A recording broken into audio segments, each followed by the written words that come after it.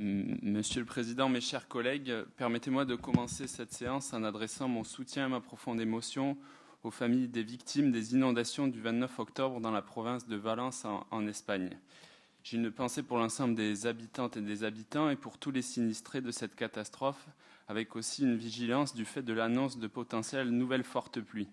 Pour tous les Espagnols, ce déluge est une profonde désolation qui se matérialise par des pertes matérielles incalculables et par des dégâts sur les cultures et les exploitations agricoles, en particulier chez les arboriculteurs.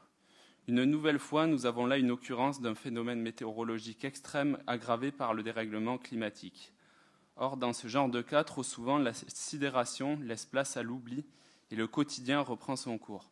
Notre devoir collectif est donc de ne pas oublier et d'agir pour endiguer le dérèglement climatique. On l'a vu dans le cas de Valence, l'étalement urbain d'hier, l'artificialisation d'aujourd'hui accélère les catastrophes de demain.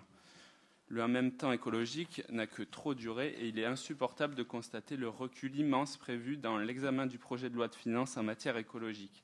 Moins 1 milliard pour MaPrimeRénov', par exemple, consacré à la rénovation énergétique des bâtiments.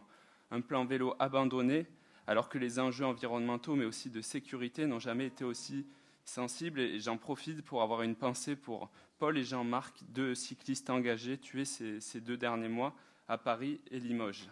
Moins 400 millions d'euros pour le fonds vert destiné aux collectivités pour accélérer la transition écologique dans les territoires. Et la liste est encore longue, à laquelle s'ajoute une proposition de loi au Sénat remettant en cause l'objectif du zéro artificialisation nette. Il n'y a pas d'échappatoire miracle. Ces tergiversations nous conduiront à un scénario à plus 4 degrés à la fin du siècle, scénario d'ailleurs évoqué par le Premier ministre.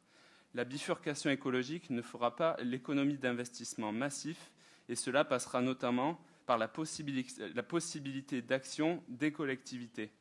Or, que peut-on attendre d'un gouvernement qui, pour sortir de sa mauvaise gestion financière, ne trouve rien d'autre que de taper dans les caisses de ces mêmes collectivités ?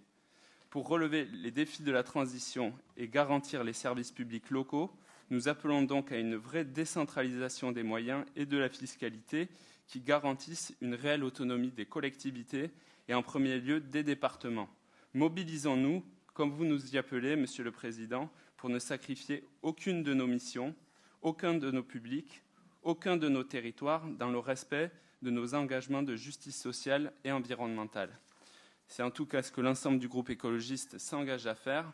Et j'en profite d'ailleurs pour souhaiter la bienvenue à Christine Kellier, qui nous rejoint, qui sera, j'en suis sûr, une élue de terrain engagée et opiniâtre.